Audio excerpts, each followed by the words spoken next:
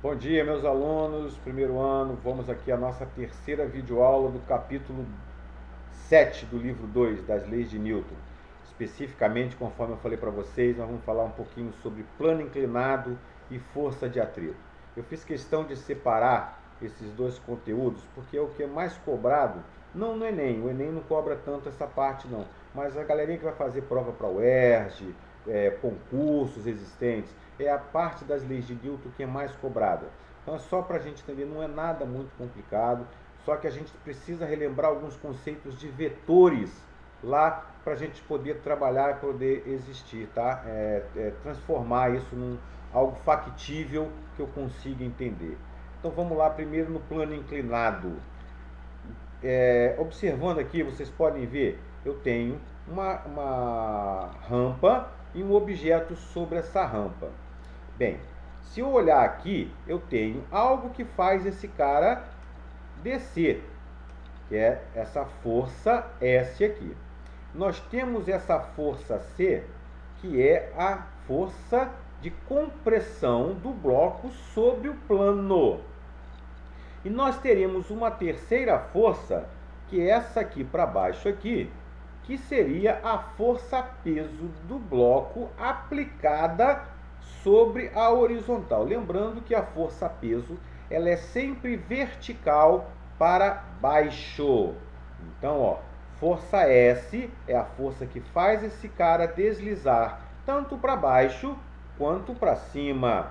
Força C é a força da compressão deste bloco sobre este plano. É essa força aqui. E essa força aqui é a minha força peso. É a força existente que faz com que esse cara esteja vertical para baixo.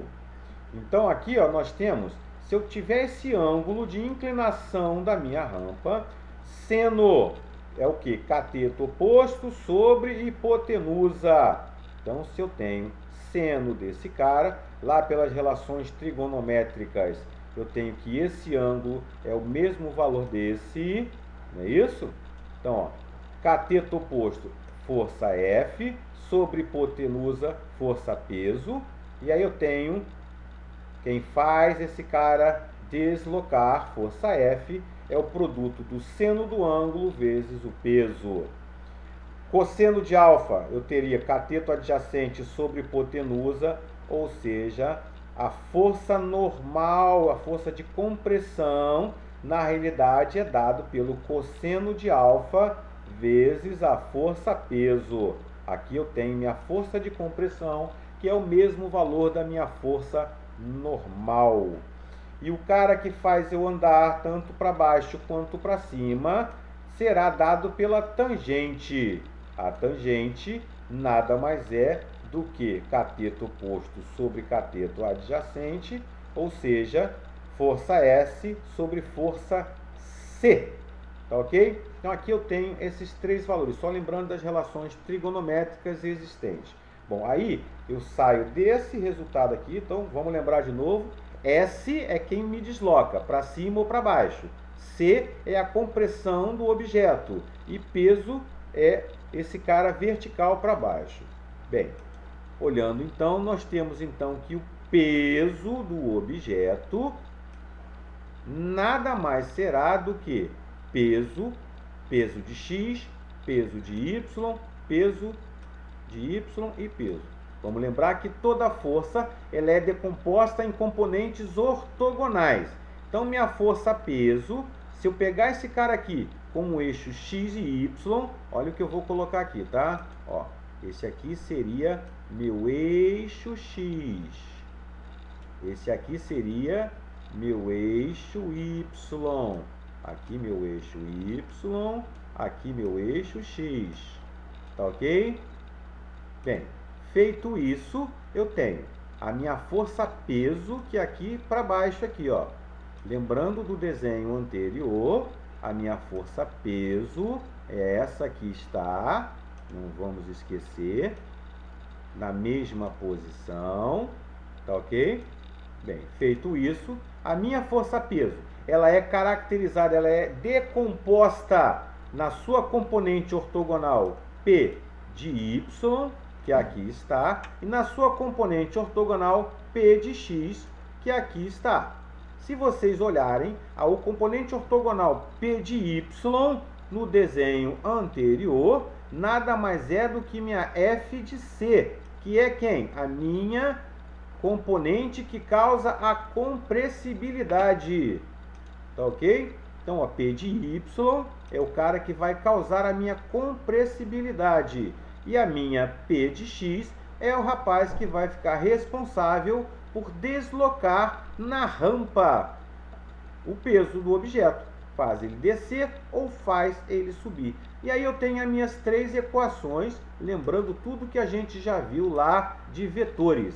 P de x é P vezes seno de alfa, P de y é P vezes cosseno de alfa e P é M vezes G. E como P de y é P vezes cosseno de alfa, é a compressibilidade, ele tem o mesmo valor que a normal, ok? E P de x é o cara que vai fazer esse cara deslocar na rampa.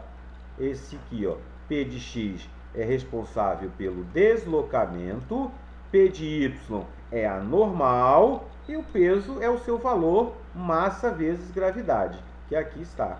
É assim que a gente tem que trabalhar plano inclinado, tá ok? Essas três equações, mas sabendo que cada uma representa. Sabendo que cada uma representa, não teremos problema nenhum em resolver os exercícios.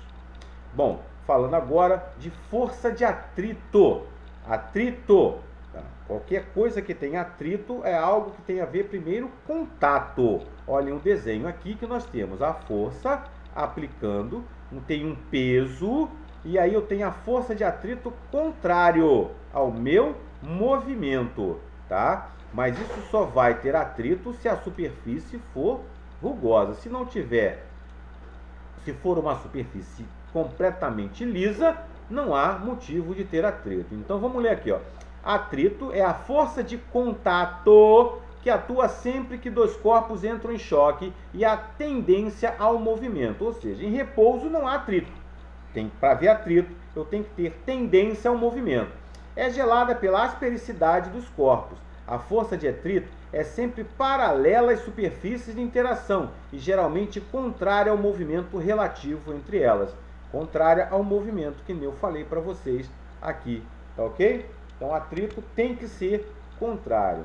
O atrito ele pode ser caracterizado em dois tipos, tá? Estático ou cinético. Só lembrando que em repouso não há atrito. Agora, o que é o atrito estático e o que é o atrito cinético? Cinético, para você entender, que tem a ver com movimento. É depois que eu coloco o cara em movimento, que ele já está em movimento, mesmo eu aplicando o movimento, ele continua tendo atrito na força, na superfície rugosa. Mas antes de eu colocar esse cara em movimento, eu tenho que fazer uma força inicial para colocar esse cara em movimento. É essa força que eu chamo de atrito estático. Ou seja, eu estou em repouso e quero colocá-lo em movimento. Guardem isso. O atrito estático sempre será maior que o atrito cinético. Eu preciso maior força inicial para colocar esse cara em movimento do que depois manter o movimento disso. Vamos lembrar lá da segunda lei de Newton: quanto maior a massa, maior é a sua inércia. E para esse rapaz sair da inércia, maior deverá ser a minha força. Não esquecendo disso, tá ok? Então vamos lembrar aqui, ó, esse desenho aqui, para a gente poder fechar. Se eu aplico uma força, eu tenho uma força peso, uma força normal atuando sobre esse corpo. Se essa superfície ela é rugosa, então eu terei o que eu chamo de força de atrito contrária à tendência deste movimento. Tá ok, gente? Espero que tenha sido possível melhorar, diminuir a dívida de vocês, as dúvidas. Espero ajudá-los, tenha podido ajudá-los. Qualquer dúvida, manda lá para o e-mail da gente, coloquem ele na videoaula que a gente vai tentar dar uma explicação melhor para vocês. Fiquem com Deus e até a próxima. Nós tivemos 3 videoaulas para 3 semanas seguidas de aula de vocês, tá ok? Um abraço, Fiquem até a próxima.